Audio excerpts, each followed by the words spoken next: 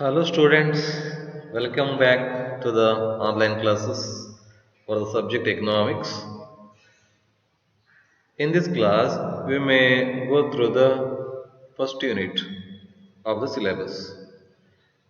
And part first, we have to study statistics for economics. In part B, we have to study about Indian economic development. In last class, we studied about meaning of economics, father of economics, definition of economics, factors of production, and textbook for first PU economics, annual exam pattern in PU level we discussed in last video. Now we go through the chapter number 1, introduction.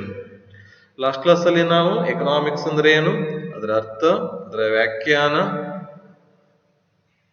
ಮತ್ತು ಉತ್ಪಾದನಾಂಗಗಳು ಅಂದ್ರೆ ಏನು, ಮತ್ತು syllabus ಯಾವುದೆಲ್ಲ ಇದೆ, ಮತ್ತು exam point of view ನಮ್ಮ question paper ಹೇಗಿರುತ್ತೆ ಅಂತ ಹೇಳಿ ಡಿಸ್ಕಸ್ ಮಾಡಿದ್ವಿ. ಈಗ chapter number 1, introduction, unit number 1. Here, first we have to study about definition for economics. Already we discussed. According to Professor Alfred Marshall, economics is a study of man in the ordinary business of life. Alfred Marshall ಅವರ ಪ್ರಕಾರ ಅರ್ಥಶಾಸ್ತ್ರ ಎಂಬುದು ಮಾನವನ ದೈನಂದಿನ ವ್ಯವಹಾರಗಳ ಅಧ್ಯಯನವಾಗಿದೆ. Already we studied in last video. Means, but according to Alfred Marshall, economics is a study of man, means study of human being in the ordinary business of life.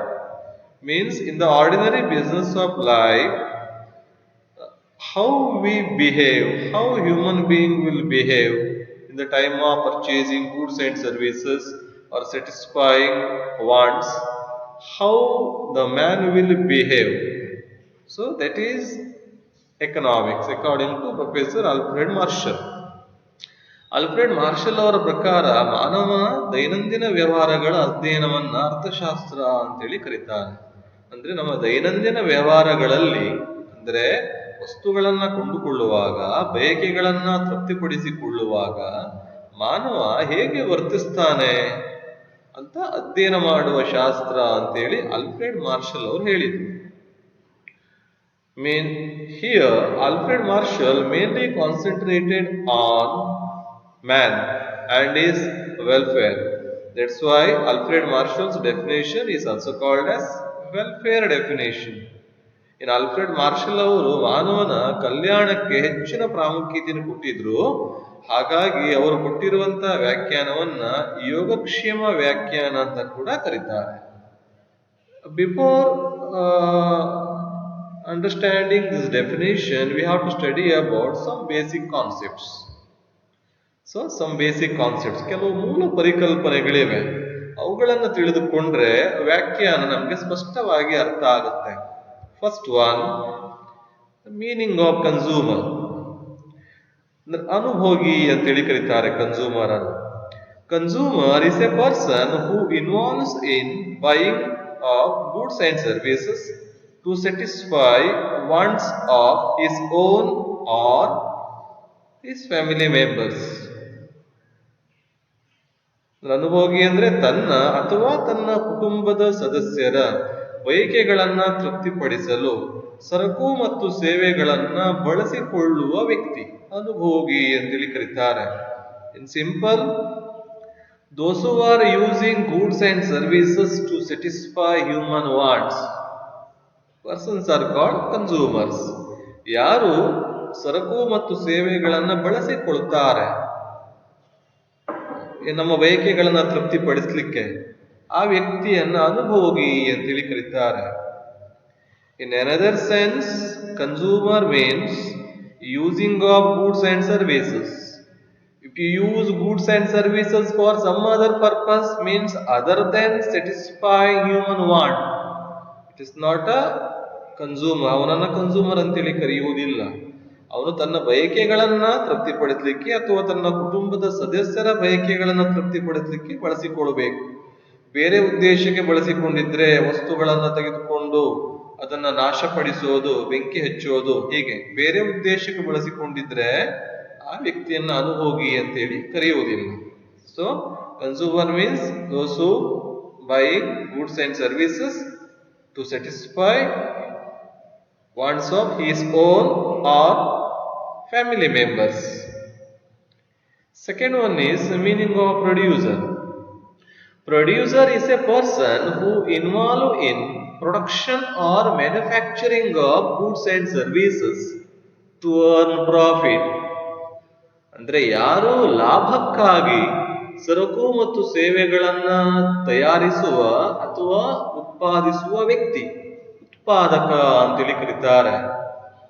Means a person should produce goods and services to earn profit. Suppose is not producing goods and services for profit purpose, is not a producer. For example, in our home, housewife prepare food to satisfy wants of family member. So it is not a profit. ಅಲ್ಲಿ profit ಅನ್ನೋದು ಇರೋದಿಲ್ಲ, ಲಾಭ ಅನ್ನೋದು ಇರೋದಿಲ್ಲ. ತನ್ನ ಮನೆಯ ಸದಸ್ಯರಿಗೆ ಊಟವನ್ನ ಬಡಿಸ್ಬೇಕು ಅಂತ ಹೇಳಿ ಗೃಹಿಣಿ ಊಟವನ್ನ ತಯಾರು ಮಾಡ್ತಾಳೆ, ಅದು ಉತ್ಪಾದನೆ ಆದ ಹಾಗೆ, ಆದರೆ ಅದು ಲಾಭಕ್ಕಾಗಿ ಅಲ್ಲ. ಸೊ ಅಂತ ಚಟುವಟಿಕೆಯನ್ನ ಉತ್ಪಾದನೆ ಅಂತೇಳಿ ಕರೆಯುವುದಿಲ್ಲ. So production means a person who involves in production or manufacturing of goods and services to earn profit. ಲಾಭಕ್ಕಾಗಿ ಸರಕು ಮತ್ತು ಸೇವೆಗಳನ್ನ ತಯಾರು ಮಾಡುವ ವ್ಯಕ್ತಿ. That person may be farmer or industrialist or some other.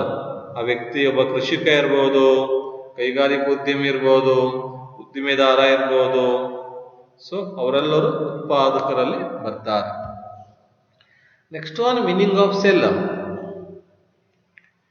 A seller is a person who involved in selling of goods and services to consumers to make profit. ಯಾವ ವ್ಯಕ್ತಿ ಲಾಭವನ್ನು ಗಳಿಸುವ ಉದ್ದೇಶಕ್ಕಾಗಿ ಸರಕು ಮತ್ತು ಸೇವೆಗಳನ್ನ ಅನುಭೋಗಿಗಳಿಗೆ ಮಾರಾಟ ಮಾಡುವ ಕಾರ್ಯದಲ್ಲಿ ತೊಡಗಿರ್ತಾನೆ, ಅವನು ಮಾರಾಟಗಾರ. A person who involves in selling of goods and services to consumers to make profit. ಲಾಭ ಗಳಿಸಿಕೊಳ್ಳುವ ವ್ಯಕ್ತಿ, ಲಾಭಕ್ಕಾಗಿ ಆ ವಸ್ತುಗಳನ್ನು ಮಾರಾಟ ಮಾಡಬೇಕು. ಉದಾಹರಣೆಗೆ ಏನು ಅಂಗಡಿಯನ್ನ ಇಟ್ಕೊಂಡಿರೋದಿರ್ಬೋದು, ಶಾಪ್ ಕೀಪರ್ ಇರ್ಬೋದು, a woman selling flowers in road side ಅದಿರ್ಬೋದು, ಮಹಿಳೆ ಏನು ಹೂಗಳನ್ನ ಮಾರಾಟ ಮಾಡುವಂಥದ್ದಿರ್ಬೋದು. ಅವರೆಲ್ಲರೂ ಕೂಡ ಸೆಲ್ಲರ್ಸ್ ಅಲ್ಲಿ ಬರ್ತಾರೆ. ಮಾರಾಟಗಾರ ಅಂದ್ರೆ ಲಾಭಕ್ಕಾಗಿ ಸರಕು ಮತ್ತು ಸೇವೆಗಳನ್ನ ಮಾರಾಟ ಮಾಡಲು ನಿರತರಾಗಿರುವ ವ್ಯಕ್ತಿ, ಮಾರಾಟಗಾರ. Next one, service holder. ಕನ್ನಡದಲ್ಲಿ ಸೇವಾಧಾರಿ ಅಂತೇಳಿ ಕರೀತಾರೆ. Service holder is a person employed under other person and he will be paid in terms of salary. ಸಂಭಾವನೆಗೋಸ್ಕರ ಅಥವಾ ಕೂಲಿಗೋಸ್ಕರ ಇತರರಿಗಾಗಿ ಕೆಲವು ಸೇವೆಗಳನ್ನ ಒದಗಿಸುವ ವ್ಯಕ್ತಿ ಸೇವಾದಾರಿ ಅಂತೇಳಿ.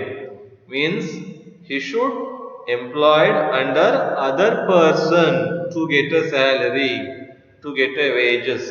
ಬೇರೆಯವರ ಅಡಿಯಲ್ಲಿ ಕೆಲಸ ಮಾಡುವಂತ ವ್ಯಕ್ತಿ service holder. For example, teacher working in a school. School is what? It is established by the government. So, main owner is government. The teacher is service holder. He is working in that school to getting salary. ಆದಾಯವನ್ನ ಅಥವಾ ಸಂಬಳವನ್ನ ತೆಗೆದುಕೊಳ್ಳಬೇಕು ಅನ್ನೋ ಕಾರಣಕ್ಕಾಗಿ ಶಿಕ್ಷಕ ಸ್ಕೂಲಲ್ಲಿ ಕಾಲೇಜುಗಳಲ್ಲಿ ಕೆಲಸ ಮಾಡ್ತಾ ಇರ್ತಾನೆ. ಸೊ ಅವನು ಸರ್ವಿಸ್ ಹೋಲ್ಡರ್, ತನ್ನ ಸೇವೆಯನ್ನ ಹಣಕ್ಕೆ ಮಾರಾಟ ಮಾಡಿಕೊಂಡಿರ್ತಾನೆ. So service holder. ಉದಾಹರಣೆಗೆ ಕಂಪನಿಯಲ್ಲಿ ಕ್ಲರ್ಕ್ ಆಗಿ ಕೆಲಸ ಮಾಡೋದು, ಅಥವಾ ಮ್ಯಾನೇಜರ್ ಆಗಿ ಕೆಲಸ ಮಾಡೋದು, ಅಥವಾ ಬೇರೆಯವರ ಹಾಸ್ಪಿಟಲ್ ಅಲ್ಲಿ ಡಾಕ್ಟರ್ ಆಗಿ ಕೆಲಸ ಮಾಡೋದು, ಅವೆಲ್ಲವೂ ಕೂಡ ಸರ್ವಿಸ್ ಹೋಲ್ಡರ್ ಅಲ್ಲಿ ಬರುತ್ತೆ. Next, for example, labour, teachers, bank employees. ಬ್ಯಾಂಕ್ಗಳಲ್ಲಿ ಕೆಲಸ ಮಾಡುವಂತ ಕಾರ್ಮಿಕರು ಇರ್ಬೋದು, ಅವರೆಲ್ಲರೂ ಬರ್ತಾರೆ.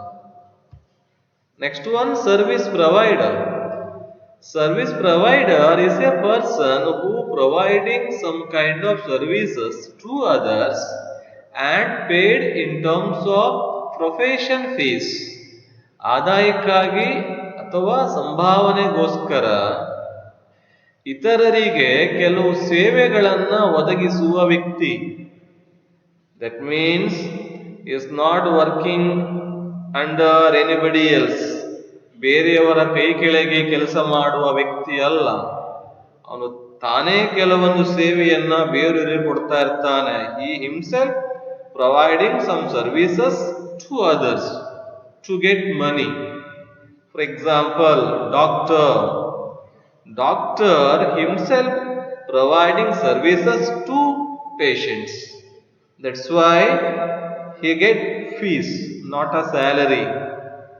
In the same way, a taxi ಓಡಿಸುವವನಿರ್ಬಹುದೇನು, ರಿಕ್ಷಾ ಓಡಿಸುವವನು, ಅವನ ಹಣಕ್ಕಾಗಿ ಬೇರೆಯವರಿಗೆ ಟ್ಯಾಕ್ಸಿಯನ್ನ ಓಡಿಸ್ತಾ ಇರ್ತಾನೆ. ಟ್ಯಾಕ್ಸಿ ಅವಂದೇ ಆಗಿರುತ್ತೆ. So service provider. ಲಾಯರ್ ಇರ್ಬೋದು, ಲಾಯರ್ ಬೇರೆಯವರಿಗೆ ಸೇವೆಯನ್ನ ಕೊಡ್ತಾರೆ, ಅದಕ್ಕಾಗಿ ಅವರು ಲಾಯರ್ ಫೀಸ್ ಅಂತೇಳಿ ಕಟ್ತಾರೆ. ಸೊ ಅವರೆಲ್ಲರನ್ನ ಸರ್ವಿಸ್ ಪ್ರೊವೈಡರ್ ಅಂತೇಳಿ ಕರೀತಾರೆ. ಸೇವಾದಾತ means is not working under anybody else. ಯಾರ ಅಡಿಯಲ್ಲೂ ಕೂಡ ಕೆಲಸವನ್ನ ಮಾಡಲ್ಲ, ಅವರು ತಾವೇ ಸ್ವತಂತ್ರವಾಗಿ ಕೆಲಸವನ್ನ ಮಾಡ್ತಾ ಇರ್ತಾರೆ. Service provider.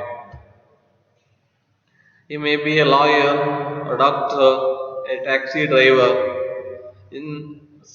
So these are the example for service provider. In all these cases, people are gainfully employed in an economic activity for a monetary gain. ಈ ಮೇಲಿನ ಎಲ್ಲಾ ಸಂದರ್ಭಗಳಲ್ಲಿ consumer, producer, seller, service holder, service provider, people are gainfully employed in an economic activity for a monetary gain. ಈ ಮೇಲಿನ ಎಲ್ಲಾ ಸಂದರ್ಭಗಳಲ್ಲಿ ಯಾರು ಅನುಭೋಗಿ, ಉತ್ಪಾದಕ, ಮಾರಾಟಗಾರ, ಸೇವಾದಾರಿ, ಸೇವೆದಾತ, ಸೊ ಈ ಎಲ್ಲಾ ಸಂದರ್ಭಗಳಲ್ಲೂ ಕೂಡ ಮಾನವರು ಅಥವಾ ಜನರು ಬೇರೆ ಆರ್ಥಿಕ ಚಟುವಟಿಕೆ, ವಿವಿಧ ಆರ್ಥಿಕ ಚಟುವಟಿಕೆಗಳಲ್ಲಿ ಗೇನ್ಫುಲ್ಲಿ ಎಂಪ್ಲಾಯ್ಡ್, ಲಾಭಕ್ಕಾಗಿ ತೊಡಗಿಕೊಂಡಿರ್ತಾರೆ. ಸೊ ಲಾಭಕ್ಕಾಗಿ ತೊಡಗಿಕೊಂಡಿರುವಂತ ಚಟುವಟಿಕೆಗಳನ್ನ ಆರ್ಥಿಕ ಚಟುವಟಿಕೆಗಳು ಅಂತೇಳಿ ಕರೀತಾರೆ. Means economic activity means that activity should be concentrating on getting monetary gain. ಲಾಭಕ್ಕಾಗಿ ಇರುವಂತಹ ಆರ್ಥಿಕ ಚಟುವಟಿಕೆಗಳು, ಲಾಭದ ಉದ್ದೇಶವನ್ನು ಹೊಂದಿರುವ ಆರ್ಥಿಕ ಚಟುವಟಿಕೆಗಳನ್ನ ಆರ್ಥಿಕ ಚಟುವಟಿಕೆಗಳು ಅಂತೇಳಿ ಕರೀತಾರೆ. See, one activity is there. List different activities of your members of family. ನಿಮ್ಮ ಕುಟುಂಬದಲ್ಲಿ ಬೇರೆ ಬೇರೆ ರೀತಿಯ ಆಕ್ಟಿವಿಟಿಗಳಿರುತ್ತೆ, ಕೆಲಸದಲ್ಲಿ ನಿರತರಾಗಿರ್ತಾರೆ. ಸೊ ಅದನ್ನ ಪಟ್ಟಿ ಮಾಡಿ ಅಂತ ಹೇಳಿದೆ. ಸೊ ಇಲ್ಲಿ ನಿಮ್ಮ ಮನೆಯಲ್ಲಿ ಕ್ಲರ್ಕ್ ಇರ್ಬೋದು, ಮನೆ ಯಾವುದೋ ವ್ಯಕ್ತಿ ಕ್ಲರ್ಕ್ ಆಗಿ ಕೆಲಸ ಮಾಡ್ತಿರ್ಬೋದು, ಡ್ರೈವರ್ ಆಗಿ ಕೆಲಸ ಮಾಡ್ತಿರ್ಬೋದು, ಬೇರೆಯವರ ಕೃಷಿ ಭೂಮಿಯಲ್ಲಿ ಕೆಲಸ ಮಾಡ್ಬೋದು, as A agricultural labour, may be farmer, may be commission agent ಆಗಿ ಕೆಲಸ LIC ಏಜೆಂಟ್ಸ್ಗಳಿರ್ಬೋದು, ಹೌಸ್ ವೈಫ್ ಇರ್ಬೋದು, ಗೃಹಿಣಿ ಇರ್ಬೋದು, LIC ಏಜೆಂಟ್ಸ್, ಫ್ಲವರ್ ಸೆಲ್ಲರ್ ಹೀಗೆಲ್ಲ ಇರ್ತಾರೆ. See some images. Who is she? Yes.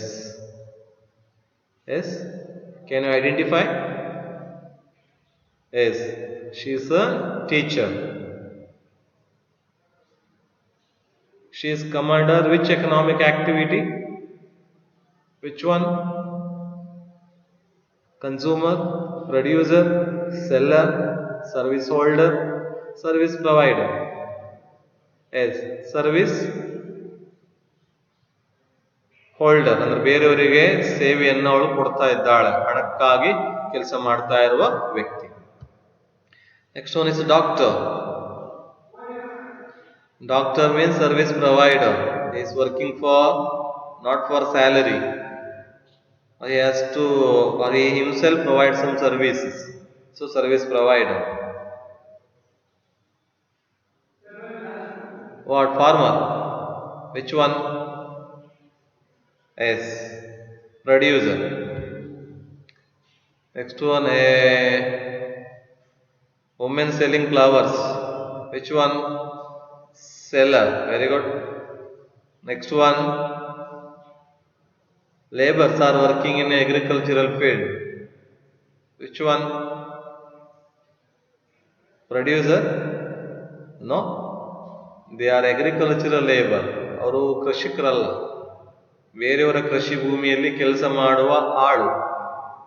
Agricultural labor. That means what? Yes, service holder. Next one is housewife, preparing food. Which one? Consumer, producer, seller, service holder, service provider. Which one? Any idea? See, housewife work is not an economic activity. She is not gainfully employed. She is preparing food for his family, not for selling purpose. ಅವಳು ತನ್ನ ಮನೆಯವರಿಗೆ ಆಹಾರವನ್ನು ತಯಾರಿಸಬೇಕು ಅಂತೇಳಿ ಕೆಲಸ ಮಾಡ್ತಾ ಇದ್ದಾಳೆ, ಮಾರಾಟ ಮಾಡಬೇಕು ಅನ್ನೋ ಉದ್ದೇಶಕ್ಕಾಗಿ ಅಲ್ಲ. So house wife work is not a economic activity. It is unpaid work. It is service. For this service is not getting any salary. Unpaid service. ಅವಳ ಆಹಾರವನ್ನು ತಯಾರು ಮಾಡಿದ್ದಕ್ಕೆ ಯಾವುದೇ ಹಣವನ್ನು ತಗೊಳ್ಳೋದಿಲ್ಲ, ಫ್ರೀ ಆಗಿರುತ್ತೆ. So unpaid services. Suppose she is working in hotel as A cook, then she may get some salary, wage. Then it will be considered as economic activity. But she is working in home in preparation of food. That's why it is not a economic activity. She is not gainfully employed. See the difference, huh? Next one concept. We cannot get something for nothing. ಏನನ್ನು ಕೊಡದೆ ಏನನ್ನು ಉತ್ಪಾದಿಸಲಾಗುವುದಿಲ್ಲ. We cannot get something for nothing. ಏನನ್ನು ಕೊಡದೆ ಏನನ್ನು ಉತ್ಪಾದಿಸಲಾಗುವುದಿಲ್ಲ. There is a story. Do you know the story of Aladdin and his magic lamp? Magic lamp, do you know? No? Magic lamp. See, this is the magic lamp. ಇದನ್ನ magic lamp ಅಂತೇಳಿ ಕರೀತಾರೆ. Magic ಮಾಡುವ ಯಾಂತ್ರಿಕ ದೀಪ ಅಂತೇಳಿ. The story of Aladdin and his magic lamp.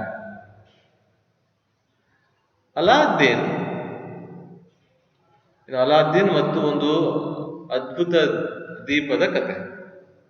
ಅಲಾದ್ದೀನ್ had a magic lamp. Whenever and whatever he wanted, he just had to rub his magic lamp on when a genie appeared to fulfill his wish. ಅಲಾದ್ದೀನ್ನ ಬಳಿ ಒಂದು magic lamp ಇತ್ತು. ಅವನು ತನಗೆ ಏನಾದರೂ ವಸ್ತುಗಳು ಬೇಕಾದಾಗ magic ಲ್ಯಾಂಪ್ನ ಮೇಲೆ ಬಡಿತಾ ಇದ್ದ. ಆವಾಗ ಜೆನಿ ಅಪಿಯರ್ ಆಗ್ತಾ ಇತ್ತು. ಅವನ ಇಷ್ಟ ದೇವತೆ, ಅವನಿಗೆ ಏನೆಲ್ಲ ಇಷ್ಟಗಳಿವೆ ಅದನ್ನು ಕೊಡುವಂತ ದೇವತೆ ಅಪಿಯರ್ ಆಗ್ತಾ ಇತ್ತು, ಅವತರಿಸ್ತಾ ಇದ್ಲು ಮತ್ತು ಅವನಿಗೆ ಬೇಕಾದ ಎಲ್ಲ ವಸ್ತುಗಳನ್ನು ಅವಳು ನೀಡ್ತಾ ಇದ್ಲು. So this is ಜೆನಿ.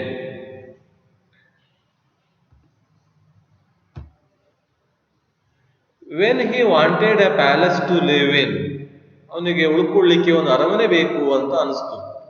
ತಕ್ಷಣ ಮ್ಯಾಜಿಕ್ ಲ್ಯಾಂಪ್ ನ ಬಳಿ ಇರುವ ದೇವತೆಗೆ ಹೇಳಿದ, ನನಗೆ ಅರಮನೆ ಬೇಕು ಅಂತ ಹೇಳಿ. The genie instantly made one for him. ತಕ್ಷಣ ಅದೊಂದು ಅರಮನೆಯನ್ನು ನಿರ್ಮಾಣ ಮಾಡಿಕೊಟ್ಟಿತು. ಮತ್ತು ರಾಜನಿಗೆ ಕೊಡ್ಲಿಕ್ಕೆ ತುಂಬಾ ದುಬಾರಿಯಾದ ಗಿಫ್ಟ್ಗಳು ಬೇಕು ಅಂತೇಳಿ ಅವನ ಮಗಳು ಕೇಳಿಕೊಂಡು ತಕ್ಷಣ ಅದು ಅವನಿಗೆ ಒದಗಿಸಿ ಬಿಟ್ಟಿತ್ತು.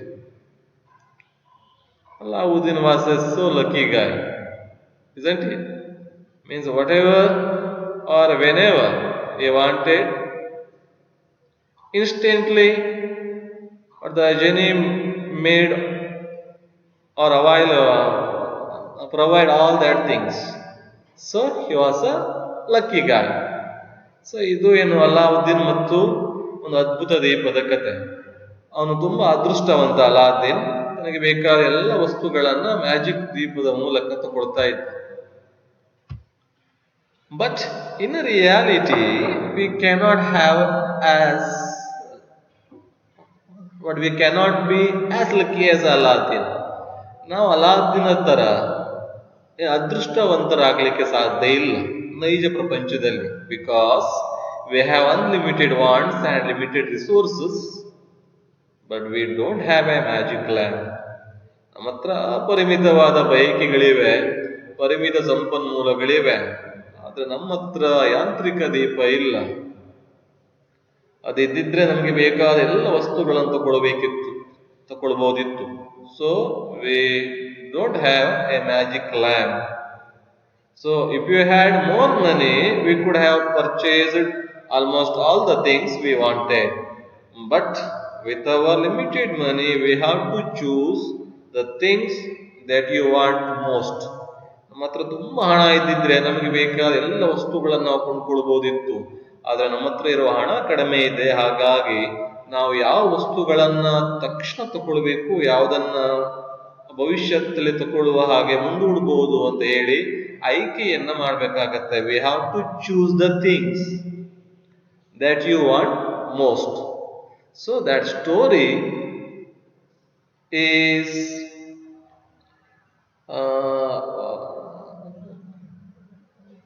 the story explaining what the scarcity of resources to satisfy human wants.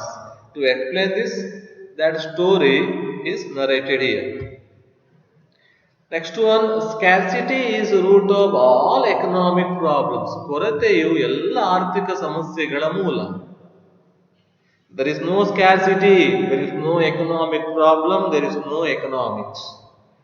ಕೊರತೆ ಇಲ್ಲ ಅಂದ್ರೆ ಇನ್ನು ಆರ್ಥಿಕ ಸಮಸ್ಯೆ ಉದ್ಭವ ಆಗ್ತಾನೆ ಇರಲಿಲ್ಲ, ಮತ್ತು ಇನ್ನು ಆರ್ಥಿಕತೆ ಕೂಡ ಉದ್ಭವಗೊಳ್ತಾ ಇರಲಿಲ್ಲ. ನಮ್ಮಲ್ಲಿರುವಂತ ಸಂಪನ್ಮೂಲಗಳಿಂದ ನಮಗೆ ಬೇಕಾದ ಎಲ್ಲ ವಸ್ತುಗಳನ್ನು ತಗೊಳ್ಬಹುದಿತ್ತು. ಇಡೀ ಪ್ರಪಂಚದಲ್ಲಿ ಯಾವುದೇ ಸಮಸ್ಯೆಗಳು ಉದ್ಭವಗೊಳ್ತಾ ಇರಲಿಲ್ಲ. ನಾವು ದುಡಿಯುವ ಅವಶ್ಯಕತೆ ಕೂಡ ಇರ್ತಾ ಇರಲಿಲ್ಲ. ನಾವು ಯಾಕೆ ದುಡಿತೇವೆ? Why we are working? We have scarcity of money, but we have bundle of desires. With that money we have to satisfy our want. So scarcity is the root of all economic problems. For example, we can see in our daily life the long queues at railway booking counters, isn't it? ಅಲ್ವಾ, ದೊಡ್ಡ ಸಾಲು ಇರುತ್ತೆ railway booking ಕೌಂಟರ್ಗಳಲ್ಲಿ ಟಿಕೆಟ್ಗಳನ್ನು ತೆಗೆದುಕೊಳ್ಳಿಕ್ಕೆ. Crowded buses or trains, bus ಮತ್ತು ಟ್ರೈನ್ಗಳೆಲ್ಲ ತುಂಬಾ ಜನ ತುಂಬಿರುತ್ತೆ. ಶಾರ್ಟೇಜ್ ಆಫ್ ಎಸೆನ್ಷಿಯಲ್ ಕಮಾಡಿಟೀಸ್, ಅಗತ್ಯ ವಸ್ತುಗಳ ಕೊರತೆ ಇದೆ. ಪೆಟ್ರೋಲ್ ಇಲ್ಲ, ಡೀಸೆಲ್ ಇಲ್ಲ, ಅಕ್ಕಿ ಇಲ್ಲ, ಬೇಳೆ ಇಲ್ಲ, ನೀರಿಲ್ಲ, ತರಕಾರಿಗಳಿಲ್ಲ. Why? Scarcity, shortage of essential commodities. The rush to get ticket to watch a new film. ಒಂದು ಹೊಸ ಸಿನಿಮಾವನ್ನ ನೋಡಲು ಟಿಕೆಟ್ಗಾಗಿ ಅಲ್ವಾ ನಾವು ತುಂಬಾ ಓಡಾಡ್ತಾ ಇರ್ತೇವೆ, ಟಿಕೆಟ್ ತಗೊಳ್ಬೇಕು ಅಂತೇಳಿ ನುಗ್ಗುಲಿ ಇರುತ್ತೆ. Isn't it? These are the all manifestations of scarcity. ಇವೆಲ್ಲೂ ಕೂಡ ಪ್ರಪಂಚದಲ್ಲಿ ಕೊರತೆ ಇವೆ ಅನ್ಲಿಕ್ಕೆ ಒಂದು ಉದಾಹರಣೆ. We face scarcity because the things that satisfy our wants are limited in availability. ಇವೆಲ್ಲವೂ ಕೂಡ ಕೊರತೆಗೆ ಉದಾಹರಣೆಗಳು. ಹಾಗಾಗಿ ಕೊರತೆಯ ಕಾರಣದಿಂದಾಗಿ ಪ್ರಪಂಚದಲ್ಲಿ ಎಲ್ಲ ಆರ್ಥಿಕ ಸಮಸ್ಯೆಗಳು ಉದ್ಭವಗೊಳ್ಳುತ್ತೆ. ಕೊರತೆಯು ಎಲ್ಲ ಆರ್ಥಿಕ ಸಮಸ್ಯೆಗಳ ಮೂಲ. So next one we have to study about different economic activities. In different economic activities there are four parts. ನಾಲ್ಕು ರೀತಿಯ ಆರ್ಥಿಕ ಚಟುವಟಿಕೆಗಳಿವೆ. First one is production. Production means conversion of raw materials to finished goods or manufacturing of goods and services is called production. ಕಚ್ಚಾ ವಸ್ತುಗಳನ್ನ ಸಿದ್ಧ ವಸ್ತುಗಳನ್ನಾಗಿ ಪರಿವರ್ತಿಸುವ ಪ್ರಕ್ರಿಯೆಯನ್ನ ಉತ್ಪಾದನೆ ಅಂತೇಳಿ ಕರೀತಾರೆ. Conversion of raw materials to finished goods. In another sense, production means creation of unsatisfying quality in a commodity. ಒಂದು ವಸ್ತುವಿನಲ್ಲಿ ಬಯಕೆ ತೃಪ್ತಿಪಡಿಸುವ ಗುಣವನ್ನ ತುಂಬುವುದು, ನಿರ್ಮಾಣ ಮಾಡುವುದನ್ನು ಕೂಡ ಉತ್ಪಾದನೆ ಅಂತೇಳಿ ಕರೀಬಹುದು. Creation of unsatisfying quality in a commodity. For example, the production of pen through ink, through refill, through plastic. The producer filling unsatisfying quality in a pen. ಪೆನ್ನಿನ ಉತ್ಪಾದನೆ ಮಾಡುವಾಗ ಉತ್ಪಾದಕ ರಿಫಿಲ್ಗಳ ಮೂಲಕ, ಇಂಕಿನ ಮೂಲಕ, ಪ್ಲಾಸ್ಟಿಕ್ಗಳ ಮೂಲಕ ಆ ಪೆನ್ನಿನಲ್ಲಿ ನಮ್ಮ ಬಯಕೆ ತೃಪ್ತಿಪಡಿಸುವ ಗುಣವನ್ನು ತುಂಬಿರ್ತಾನೆ. So production means conversion of raw materials to finished goods. Second one is consumption. Consumption means using of goods and services to satisfy the wants. Is called consumption. ನಮ್ಮ ಬಯಕೆಯನ್ನ ತೃಪ್ತಿಪಡಿಸಲು ಸರಕು ಮತ್ತು ಸೇವೆಗಳನ್ನ ಬಳಸಿಕೊಳ್ಳುವ ಪ್ರಕ್ರಿಯೆ. The consumer decides, given his income and money alternative goods, what to buy. So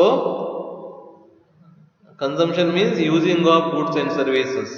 In another sense, consumption means destruction of unsatisfying quality of a commodity or using up of unsatisfying quality of a commodity. ಒಂದು ವಸ್ತುವಿನಲ್ಲಿರುವ ಬಯಕೆ ತೃಪ್ತಿಪಡಿಸುವ ಗುಣವನ್ನ ನಾಶ ಮಾಡೋದು, ಖಾಲಿ ಮಾಡೋದನ್ನ ಅನುಭೋಗ ಅಂತೇಳಿ ಕರೀಬಹುದು. For example, pen. Using a pen means you are using unsatisfying quality of a pen. When ink will be finished, then we cannot write from that pen. ಯಾವಾಗ ಪೆನ್ನಲ್ಲಿರುವ ಇಂಕ್ ಖಾಲಿ ಆಗತ್ತೆ, ಆವಾಗ ಆ ಪೆನ್ನಿನಲ್ಲಿರುವ ಬಯಕೆ ತೃಪ್ತಿಪಡಿಸುವ ಗುಣ ಖಾಲಿ ಆಯಿತು ಅಂತೇಳಿ ಅರ್ಥ. ಹಾಗೆ ಒಂದು ವಸ್ತುವಿನಲ್ಲಿರುವ ಬಯಕೆ ತೃಪ್ತಿಪಡಿಸುವ ಗುಣವನ್ನ ನಾಶಗೊಳಿಸುವುದನ್ನ ಅನುಭೋಗ ಅಂತೇಳಿ ಕರೀಬಹುದು. Next one distribution. ವಿತರಣ. Distribution means transforming the total income two factors in terms of rent, wages, interest and profits. Already we studied there are four factors of production: land, labor, capital and organization. And four rewards of factors of production: rent, wages, interest and profit. ನಾಲ್ಕು ಉತ್ಪಾದನಾಂಗಗಳಿವೆ: ಭೂಮಿ, ಶ್ರಮ, ಬಂಡವಾಳ ಮತ್ತು ಸಂಘಟನೆ. ಮತ್ತು ಅವುಗಳಿಗೆ ಕೊಡುವ ಸಂಭಾವನೆಗಳಲ್ಲಿ ನಾಲ್ಕು ವಿಧ ಇದೆ: ಗೇಣಿ, ಕೂಲಿ, ಬಡ್ಡಿ ಮತ್ತು ಲಾಭ. So distribution means transforming the total income to factors of production. ಒಟ್ಟು ಆದಾಯವನ್ನ ಉತ್ಪಾದನಾಂಗಗಳಿಗೆ ಗೇಣಿ, ಕೂಲಿ, ಬಡ್ಡಿ ಮತ್ತು ಲಾಭಗಳ ರೂಪದಲ್ಲಿ ಹಂಚಿಕೆ ಮಾಡೋದನ್ನ ವಿತರಣೆ ಅಂತೇಳಿ ಕರೀತಾರೆ. So transforming the total income means total income of a country. So the total income means what? Means it is the national income. National income or the total income arising from production in the country is called GDP, gross domestic product. ಒಟ್ಟು ದೇಶೀಯ ಉತ್ಪನ್ನ ಅಂತೇಳಿ ಕರೀತಾರೆ. Gross domestic product means nothing but national income. National income means what? What are the goods and services produced in a country in a year into its market price? ಮಾರುಕಟ್ಟೆ ಬೆಲೆಯಲ್ಲಿ ಗುಣಿಸಲಾದ ಸರಕು ಮತ್ತು ಸೇವೆಗಳ ಒಟ್ಟು ಮೌಲ್ಯ ಆ ದೇಶದ್ದು ಮತ್ತು ಒಂದು ವರ್ಷದ ಒಳಗೆ ತಯಾರಾಗಿತ್ತು, ಅದನ್ನ ಆ ದೇಶದ ರಾಷ್ಟ್ರೀಯ ಆದಾಯ ಅಂತೇಳಿ ಕರೀತಾರೆ. ಉದಾಹರಣೆಗೆ 2020ರಲ್ಲಿ ಭಾರತದಲ್ಲಿ 100 ಕೋಟಿ ರಾಷ್ಟ್ರೀಯ ಆದಾಯ ಇದೆ. So 100 crore rupee national income is there in India in 2020. 2020. That 100 crore rupee will be distributed between the people as rent, wages, interest and profit.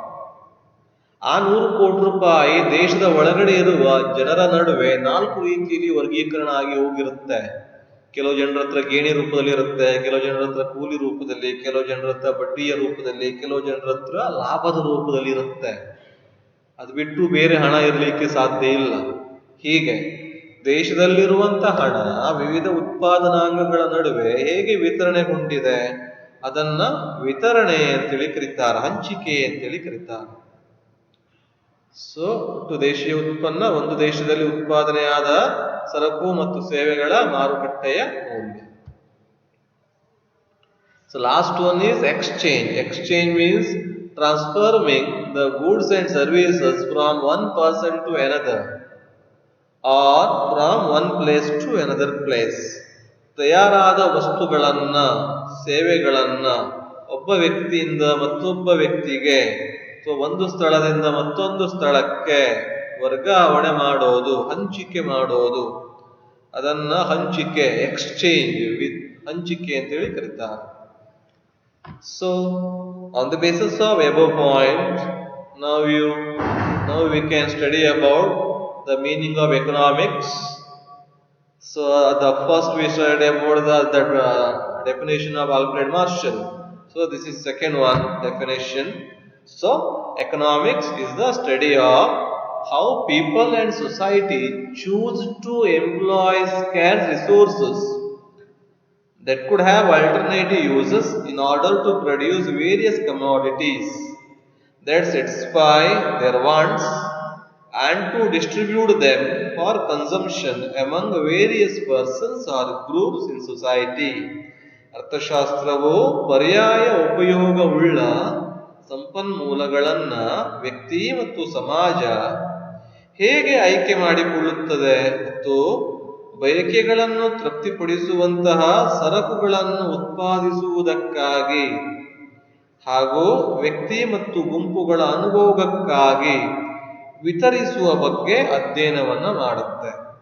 So this definition concludes all the points. What?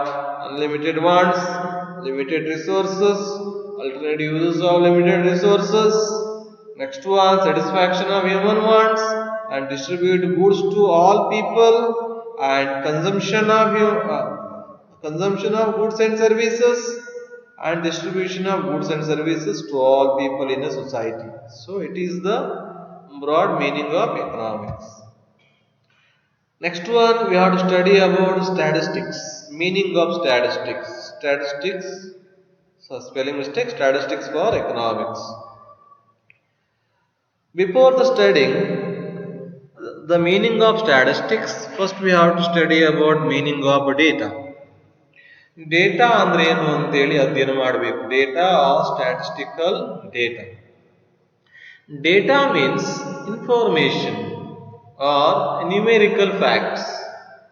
Data ದತ್ತಾಂಶ ಅಂತ ಹೇಳಿದ್ರೆ ಮಾಹಿತಿ ಅಂತೇಳಿ ಅರ್ಥ, ಸಂಗ್ರಹಿಸಿದ ಮಾಹಿತಿ ಅಥವಾ information ಅಂತೇಳಿ ಕರೀತಾರೆ, ಅಥವಾ ಅಂಕಿಅಂಶಗಳು ಅಂತೇಳಿ. Data or statistical data means collection of information relating to economics in terms of number. ಆರ್ಥಿಕ ಸಂಗತಿಗಳ ಸಾಂಖ್ಯಿಕ ರೂಪದ ಮಾಹಿತಿಯನ್ನ ದತ್ತಾಂಶ, ಆರ್ಥಿಕ ದತ್ತಾಂಶ ಅಂತೇಳಿ ಕರೀತಾರೆ. ಆರ್ಥಿಕ ಸಂಗತಿ ಅಂದರೆ ಆರ್ಥಿಕ ವಿಷಯಗಳಿಗೆ ಸಂಬಂಧಪಟ್ಟ ಸಾಂಖ್ಯಿಕ ರೂಪದ ಸಂಖ್ಯೆಗಳ ರೂಪದ ಮಾಹಿತಿಯನ್ನ ದತ್ತಾಂಶ, ಆರ್ಥಿಕ ದತ್ತಾಂಶ ಅಂತೇಳಿ ಕರೀತಾರೆ. Data means number, information. Data is very essential to study economic concepts. For example, population in India. In 1991, India had 84 crore population. In 2001, population increased to 102 crore. In 2011, population increased to 121 crore. On the basis of this data or information, we can come to some conclusion. This population is increasing or decreasing. ಜನಸಂಖ್ಯೆಯ ಅಂಕಿಅಂಶಗಳ ಆಧಾರದ ಮೇಲೆ ನಾವು ಕನ್ಕ್ಲೂಷನ್ಗೆ ಬರ್ತೇವೆ, ಜನಸಂಖ್ಯೆ ಜಾಸ್ತಿ ಆಗಿದೆಯೋ ಕಡಿಮೆ ಆಗಿದೆಯೋ ಅಂತ ಹೇಳಿ. So data is very essential. For example, performance of a student. Who is best in your class? ನಿಮ್ಮ ಕ್ಲಾಸ್ ಅಲ್ಲಿ ತುಂಬಾ ಒಳ್ಳೆಯ ವಿದ್ಯಾರ್ಥಿ ಯಾರು ಅಂಕಗಳಲ್ಲಿ? So to come to know what we have to do is, first we have to go through your mark card. ನಿಮ್ಮ marks card ನ ಮೂಲಕ ಹೋಗ್ಬೇಕು. ಯಾರ್ಯಾರು ಎಷ್ಟೆಷ್ಟು ಪರ್ಸೆಂಟ್ ಸ್ಕೋರ್ ಮಾಡಿದ್ದೀರಿ ಅಂತೇಳಿ ನಿಮ್ಮ 10th or SSLC marks card ಅನ್ನು ನೋಡ್ಬೇಕು. ಆ ಮಾರ್ಕ್ಸ್ ಕಾರ್ಡ್ ನ ಆಧಾರದ ಮೇಲೆ who is best, who is worst, who is average ಅಂತ ಹೇಳಿ ಕ್ಲಾಸಿಫಿಕೇಶನ್ ಮಾಡಬಹುದು. ಹಾಗಾಗಿ ದತ್ತಾಂಶಗಳು ಬೇಕು. In data, we want more than 2 data. If we have one data, we unable to come to some conclusion. ಎರಡು ಡೇಟಾಗಳು ಬೇಕು. ಉದಾಹರಣೆಗೆ ಒಬ್ಬನೇ ವಿದ್ಯಾರ್ಥಿಯ ಅಂಕ ಗೊತ್ತುಂಟು, ಉಳಿದ ಯಾವ ವಿದ್ಯಾರ್ಥಿಯ ಮಾರ್ಕ್ ಕೂಡ ನಮಗೆ ಗೊತ್ತಿಲ್ಲ, ಆವಾಗ ಕನ್ಕ್ಲೂಷನ್ಗೆ ಬರ್ಲಿಕ್ಕೆ ಆಗಲ್ಲ. ಒಬ್ಬನೇ ವಿದ್ಯಾರ್ಥಿಯ ಮಾರ್ಕ್ ಗೊತ್ತಿದೆ, ಅವನು 90% ಸ್ಕೋರ್ ಮಾಡಿದ್ದಾನೆ, ಹಾಗಾದ್ರೆ ಕ್ಲಾಸ್ ಅಲ್ಲಿ ಬೆಸ್ಟ್ ಯಾರು? We don't know. ಅವನು 90 ಇರಬಹುದು, ಅವನಕ್ಕಿಂತ ಬೆಸ್ಟ್ ಇದ್ದವರು ಇದ್ದಾರೋ ಇಲ್ವೋ ಗೊತ್ತಿಲ್ಲ, ಯಾಕಂದ್ರೆ ಬೇರೆಯವರ ಮಾರ್ಕ್ ನಮ್ಗೆ ಗೊತ್ತಿಲ್ಲ. ಎರಡು ಜನರದ್ದು ಗೊತ್ತಿದ್ರೆ ಹೇಳ್ಬಹುದು, A person, B person, A person score 80%, B person score 90%. Then we can say consider two A person, B person is good in marks, like that. We want more than 2 datas to come to some conclusion. Next ಒಂದು purpose of collecting data. ಯಾವ ಉದ್ದೇಶಕ್ಕಾಗಿ ಡೇಟಾವನ್ನ ಅಥವಾ ಅಂಕಿ ಅಂಶಗಳನ್ನ ಸಂಗ್ರಹಿಸ್ತಾರೆ ಅಂತ ಹೇಳಿ. First one is better understanding economic problem. ಆರ್ಥಿಕ ಸಮಸ್ಯೆಗಳನ್ನ ಅರ್ಥ ಮಾಡಿಕೊಳ್ಳಲಿಕ್ಕೆ. For example, to study poverty, unemployment and inflation, deflation, backwardness of agriculture or any other problem, we want data. Without data, we unable to come to some conclusion. Data ಅಥವಾ ಅಂಕಿ ಅಂಶಗಳಿದ್ರೆ ಮಾತ್ರ ನಾವು ಕನ್ಕ್ಲೂಷನ್ಗೆ ಬರಬಹುದು, ನಿರ್ಧಾರ ತಗೊಳ್ಬಹುದು. ಹಾಗಾಗಿ ಆರ್ಥಿಕ ಸಮಸ್ಯೆಗಳನ್ನ ಅರ್ಥ ಮಾಡಿಕೊಳ್ಳಿಕ್ಕೆ ಅಂಕಿ ಅಂಶಗಳು ಬೇಕು. ಭಾರತದಲ್ಲಿ ಬಡತನ ಎಷ್ಟಿದೆ ಅಂತೇಳಿ ಅರ್ಥ ಆಗ್ಬೇಕಂದ್ರೆ ನಮ್ಗೆ ನಂಬರ್ಸ್ ಬೇಕು ಅಲ್ವಾ. 1991ರಲ್ಲಿ ಬಡತನ ಎಷ್ಟಿತ್ತು, 2001ರಲ್ಲಿ ಎಷ್ಟಾಗಿದೆ, 2011ರಲ್ಲಿ ಎಷ್ಟಾಗಿದೆ, 2021ರಲ್ಲಿ ಎಷ್ಟು ಆಗಬಹುದು. ಸೊ ಆ ಡೇಟಾ ಸಿಕ್ಕಿದ್ರೆ ನಾವು ಬಡತನದ ತೀವ್ರತೆಯನ್ನು ಅರ್ಥ ಮಾಡಿಕೊಳ್ಳಲಿಕ್ಕೆ ಸಾಧ್ಯತೆ ಇದೆ. Second one, to find causes behind the problem. ಆರ್ಥಿಕ ಸಮಸ್ಯೆಗಳ ಹಿಂದಿನ ಕಾರಣವನ್ನ ಕಂಡುಹಿಡಲಿಕ್ಕೆ ಡೇಟಾ ಬೇಕು.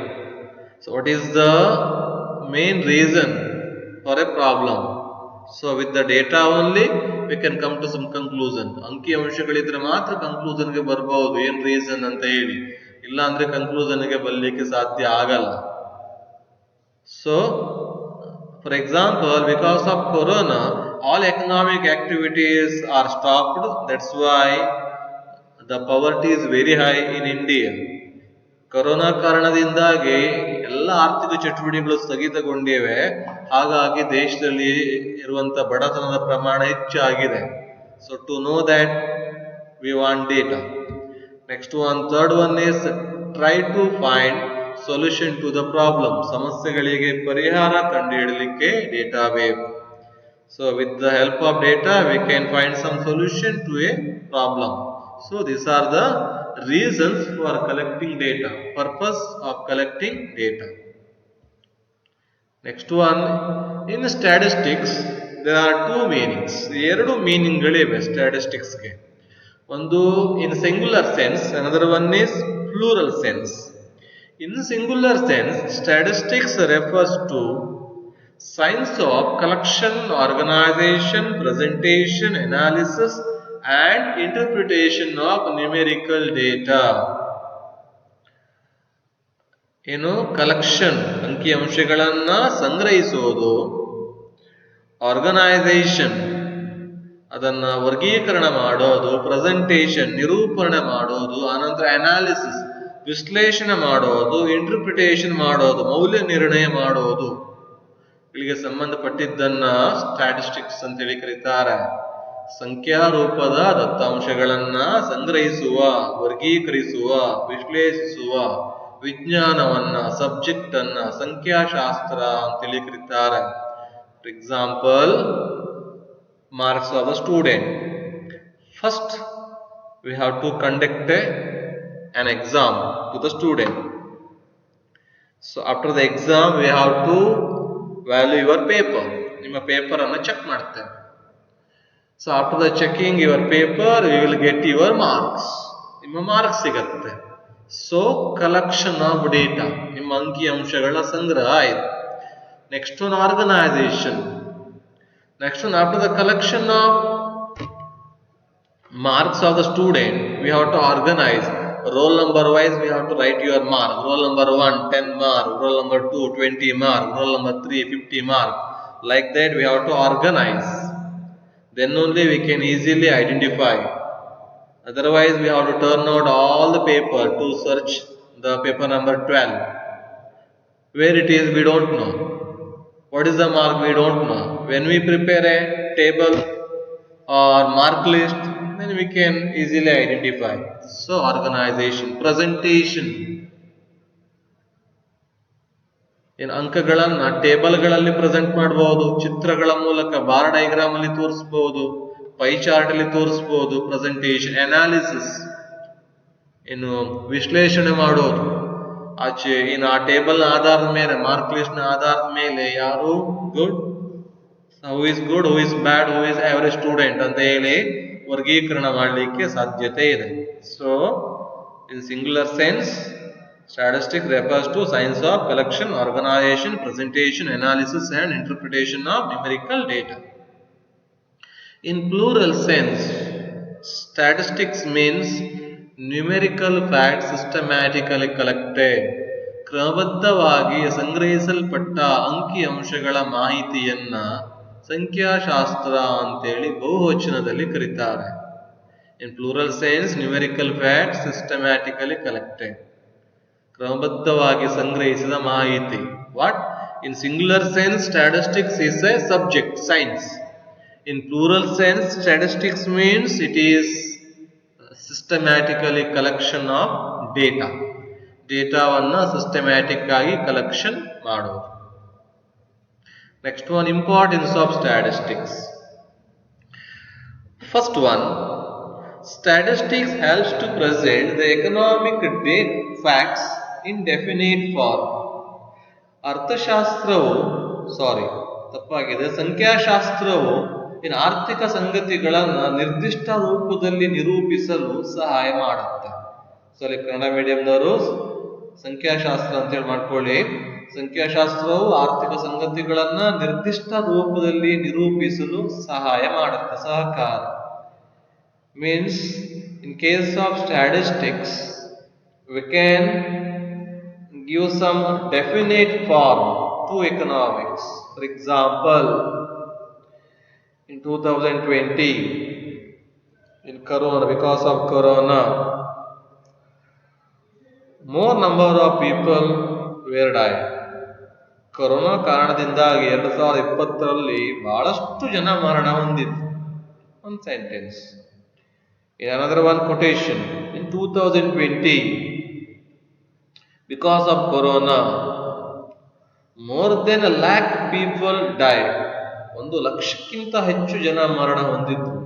See the two statements. First one is more number of people died. Were died. Second one is more than 1,00,000 people were died. That second one statement provides some definite form. ಎರಡನೇ ವ್ಯಾಖ್ಯೆ ಅಥವಾ ಎರಡನೇ sentence ಎಕನಾಮಿಕ್ಸ್ಗೆ ಸ್ವಲ್ಪ definite, ನೈಜತೆಯನ್ನು ಕೊಡುತ್ತೆ. ಬಹಳಷ್ಟು ಜನ ಮರಣ ಹೊಂದಿದ್ರು ಅಂದ್ರೆ ಅಷ್ಟು ಸ್ಪಷ್ಟವಾಗಿರುವುದಿಲ್ಲ. 1,00,000ಕ್ಕಿಂತ ಹೆಚ್ಚು ಜನ ಅಂತ ಹೇಳಿದ್ರೆ ಸ್ಪಷ್ಟತೆ ಬರುತ್ತೆ, ಡೆಫಿನೇಟ್ ಬರುತ್ತೆ. ಹೀಗೆ ಅವನು ಸುಮಾರು ಅಂಕಗಳನ್ನು ಗಳಿಸಿಕೊಂಡಿದ್ದಾನೆ, ಕೌಂಟ್ ಆಗಲ್ಲ. ಅವನು 99 ಅಂಕಗಳನ್ನು ಗಳಿಸಿಕೊಂಡಿದ್ದಾನೆ, ಕೌಂಟ್ ಆಗುತ್ತೆ. ಹೀಗೆ ಅಲ್ವಾ? ಹಾಗಾಗಿ ಆ ನಂಬರ್ಸ್ಗಳನ್ನ ಎಕನಾಮಿಕ್ಸ್ ಅಲ್ಲಿ ಬಳಸಿಕೊಂಡ್ರೆ ಅದು ಎಕನಾಮಿಕ್ಸ್ಗೆ ಸ್ವಲ್ಪ ನಿರ್ದಿಷ್ಟ ರೂಪವನ್ನು ಅದು ಕೊಡುತ್ತೆ, ಡೆಫಿನೇಟ್ ಫಾರ್ಮ್ ಅನ್ನ ಕೊಡುತ್ತೆ. First one. Second one, statistics helps to reduce mass data into few numerical measures or single value. ಈ ಸಂಖ್ಯಾಶಾಸ್ತ್ರವು ಸಾಂದ್ರೀಕೃತ ದತ್ತಾಂಶಗಳನ್ನ ಕೆಲವೇ ಸಂಖ್ಯೆ ರೂಪದ ಅಳತೆಗಳನ್ನಾಗಿ ಬದಲಾಯಿಸಲು ಸಹಕಾರಿ. Because of statistics, we can reduce mass data into few numerical measures. In India, more than 120 crore people are there. That 121 crore people we represent in a single table, population of India. 120 ಕೋಟಿ ಜನರ ಮಾಹಿತಿಯನ್ನ ಒಂದು table ಅಲ್ಲಿ ನಿರೂಪಣೆ ಮಾಡಿಬಿಡ್ತೇವೆ.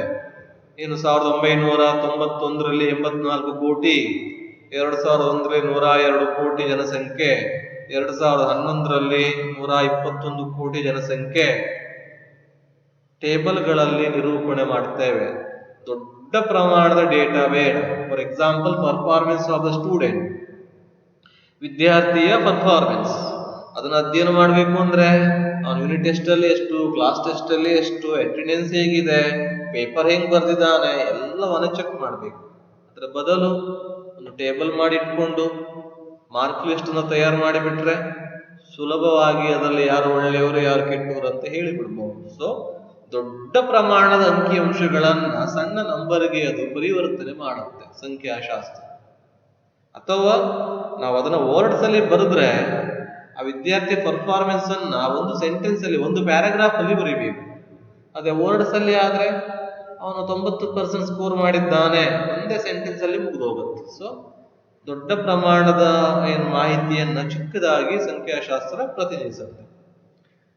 Third one, statistics helps to find the relationship between different economic factors or variables.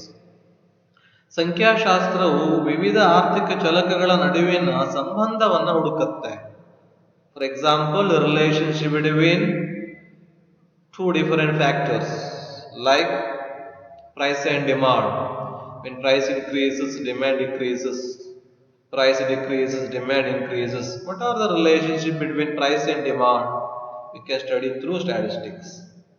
ಬೆಲೆ ಮತ್ತು ಬೇಡಿಕೆ, ಬೆಲೆ ಜಾಸ್ತಿ ಆದ್ರೆ ವಸ್ತುಗೆ ಬೇಡಿಕೆ ಕಡಿಮೆ ಆಗುತ್ತೆ, ಬೆಲೆ ಕಡಿಮೆ ಆದ್ರೆ ವಸ್ತುವಿಗೆ ಬೇಡಿಕೆ ಜಾಸ್ತಿ ಆಗುತ್ತೆ. ಸೊ ಬೆಲೆ ಮತ್ತು ಬೇಡಿಕೆ ನಡುವೆ ಏನು ಸಂಬಂಧ ಇದೆ ಅನ್ನೋದನ್ನ ಸಂಖ್ಯಾಶಾಸ್ತ್ರ ಸ್ಟಡಿ ಮಾಡುತ್ತೆ. ಅಥವಾ number of hours study of a student and marks scored by the student. ಅವನು ಎಷ್ಟು ಗಂಟೆ ಓದಿರ್ತಾನೆ, ಎಷ್ಟು ಮಾರ್ಕ್ ಅನ್ನ ಗಳಿಸಿಕೊಂಡಿರ್ತಾನೆ, ಸಂಬಂಧ. 10 ಗಂಟೆ ಓದಿದವನು 90 ಮಾರ್ಕ್ ಅನ್ನು ಗಳಿಸಿಕೊಂಡಿದ್ದಾನೆ. 1 ಗಂಟೆ ಓದಿದವನು ಜಸ್ಟ್ ಪಾಸ್ ಆಗಿದ್ದಾನೆ, 30 ಮಾರ್ಕ್ ಅನ್ನು ಗಳಿಸಿಕೊಂಡಿದ್ದಾನೆ.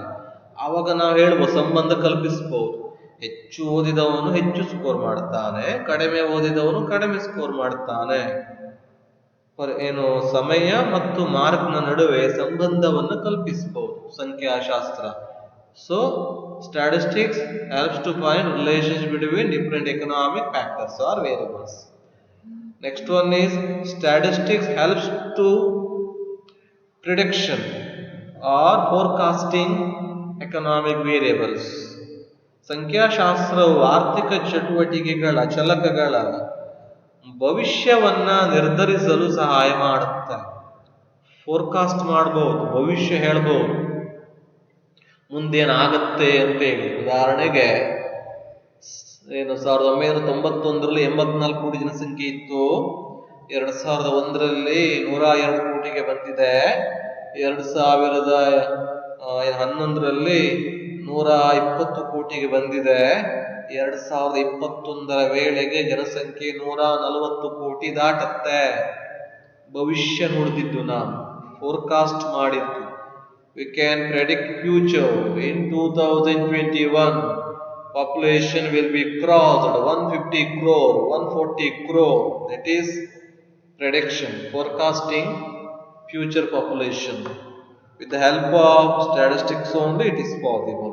ಸಂಖ್ಯಾಶಾಸ್ತ್ರ ಇದ್ರೆ ಮಾತ್ರ ನಾವು ಫೋರ್ಕಾಸ್ಟ್ ಮಾಡಬಹುದು. ಉದಾಹರಣೆಗೆ ಮೊದಲೇ ಹೇಳಿಬಿಟ್ಟಿದ್ರು, ಜೂನ್ ನಲ್ಲಿ ಇಷ್ಟು ಇದೆ ಕೊರೋನಾ ಪೇಷಂಟ್ಸ್, ಜುಲೈಯಲ್ಲಿ ಎಷ್ಟಾಗುತ್ತೆ, ಆಗಸ್ಟ್ ಅಲ್ಲಿ ಎಷ್ಟಾಗುತ್ತೆ, ಸೆಪ್ಟೆಂಬರ್ ಅಲ್ಲಿ ಎಷ್ಟಾಗುತ್ತೆ, ಮತ್ತು ಇನ್ನು ಅಕ್ಟೋಬರ್ ಅಲ್ಲಿ ಟಾಪ್ಗೆ ಹೋಗುತ್ತೆ. ಹೀಗೆ ಫೋರ್ಕಾಸ್ಟ್ ಮಾಡಬಹುದು. ಇನ್ನು ಅಕ್ಟೋಬರ್ ಅಲ್ಲಿ ಟಾಪ್ ಹೋಗುತ್ತೆ ಕೊರೋನಾ ಸಂಖ್ಯೆ, ಆನಂತರ ಮತ್ತೆ ಇಳಿಯುತ್ತೆ ಅಂತ ಹೇಳಿ ಫೋರ್ಕಾಸ್ಟ್ ಮಾಡಬಹುದು, ಭವಿಷ್ಯ ನುಡಿಬಹುದು. Last one, statistics helps to understand various economic problems easily. ಸಂಖ್ಯಾಶಾಸ್ತ್ರವು ಆರ್ಥಿಕ ಸಮಸ್ಯೆಗಳನ್ನ ಅರ್ಥ ಮಾಡಿಕೊಳ್ಳಲು ಸಹಾಯ ಮಾಡುತ್ತೆ, ಸುಲಭವಾಗಿ ಅರ್ಥ ಮಾಡಿಕೊಳ್ಳಬಹುದು. With this data we can study various economic problems very easily. Poverty, unemployment, population, these problems we can study very easily with the help of statistics. One more point is there, I think. Yes, one more point. Statistics supports to formulate economic plans and policies. ಸಂಖ್ಯಾಶಾಸ್ತ್ರವು ಕೆಲವೊಂದು ಆರ್ಥಿಕ ನೀತಿ ಅಥವಾ ಯೋಜನೆಗಳನ್ನು ತಯಾರು ಮಾಡಲಿಕ್ಕೆ ಸಹಾಯ ಮಾಡುತ್ತೆ. 5-year plan, annual plan, 2-year plan. To make a plan, statistics very important. With the help of the world data, we can make some future plans. ಪಂಚವಾರ್ಷಿಕ ಯೋಜನೆಗಳನ್ನು ಮಾಡುವಾಗ ನಾವು ಹಳೆಯ ದತ್ತಾಂಶಗಳನ್ನು ಇಟ್ಕೊಂಡು ಪ್ಲಾನ್ ಮಾಡ್ತೇವೆ. For example, student in the performance of the student, on the basis of the old marks you can plan about the future. ನಿಮ್ಮ ಹಳೆಯ marks card ಅನ್ನು ಆಧಾರವಾಗಿ ಇಟ್ಕೊಂಡು PUCಯಲ್ಲಿ ಎಷ್ಟು ಮಾರ್ಕ್ ತಗೊಳ್ತೇನೆ ಅಂತ ಹೇಳಿ ನೀವು ಪ್ಲಾನ್ ಮಾಡಬಹುದು, ಪಾಲಿಸಿ ಮಾಡಬಹುದು. So to make economic plans and policies, statistics very helpful. ಆರ್ಥಿಕ ಯೋಜನೆಗಳನ್ನ, ನೀತಿಗಳನ್ನ ಮಾಡಲಿಕ್ಕೆ ಸ್ಟ್ಯಾಟಿಸ್ಟಿಕ್ಸ್ ಹೆಲ್ಪ್ ಮಾಡುತ್ತೆ. Next, last one, a funny story. Statistical methods are no substitute for common sense. ಸಂಖ್ಯಾತ್ಮಕ ವಿಧಾನಗಳು ಸಾಮಾನ್ಯ ಜ್ಞಾನಕ್ಕೆ ಪರ್ಯಾಯವಲ್ಲ. Statistical methods are no substitute for common sense. This is not importance of statistics. It is separate, small concept. ಸಂಖ್ಯಾತ್ಮಕ ವಿಧಾನಗಳು ಸಾಮಾನ್ಯ ಜ್ಞಾನಕ್ಕೆ ಪರ್ಯಾಯವಲ್ಲ. Small story is that in a family, father, mother, 2 children are there. They went for the walking ಹೋಗಿದ್ರು. ತಂದೆ, ತಾಯಿ ಮತ್ತು 2 ಜನ ಮಕ್ಕಳಿದ್ದಾರೆ.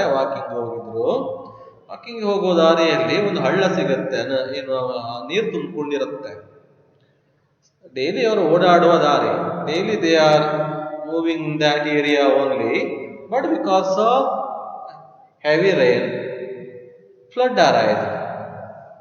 ಏನು ಪ್ರವಾಹ ಬಂದೇ ನೀರು ತುಂಬಿಕೊಂಡಿದೆ. ಅಂದಾಜಾಗಿ ಆ ಹೊಳೆಯ ಎಷ್ಟು ನೀರು ತುಂಬಿಕೊಂಡಿರ್ಬೋದು ಅಂತೇಳಿ ಕ್ಯಾಲ್ಕುಲೇಷನ್ ಮಾಡಿದ್ದಾರೆ ಅವರು.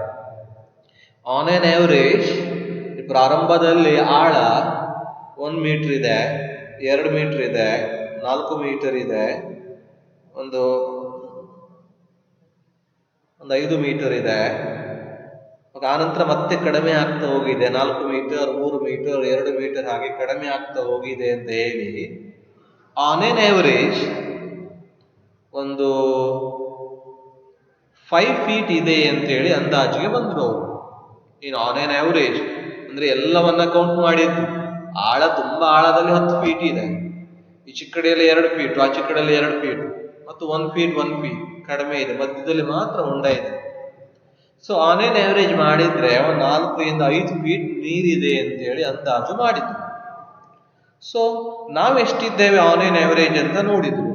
ತಂದೆ 6 ಫೀಟ್ ಇದ್ದಾನೆ, ತಾಯಿ 6 ಫೀಟ್ ಇದ್ದಾಳೆ, ಮಕ್ಕಳಿಬ್ರು ಕೂಡ 4 ಫೀಟ್ ಇದ್ದಾರೆ. ಆನ್ ಎನ್ ಆವರೇಜ್ ಮಾಡಿದ್ರು 5 ಫೀಟ್ ಬಂತು ಎಲ್ಲರಿಗೂ. ಸೊ ಹೊಳೆಯ ಆಳ ಏನು 4 ಫೀಟ್ ಇದೆ ಆನ್ ಎನ್ ಆವರೇಜ್. ನಮ್ಮ ಉದ್ದ ಅಂದ್ರೆ ಅವರ ಹೈಟ್ 5 ಫೀಟ್ ಇದೆ, ಆರಾಮಾಗಿ ಏನು ಹೊಳೆಯನ್ನ ದಾಟ ಬಿಡ್ಬೋದು ಅಂತೇಳಿ ಅವ್ರು ಹೊಳೆಯನ್ನ ದಾಟ್ಲಿಕ್ಕೆ ಹೋದ್ರು.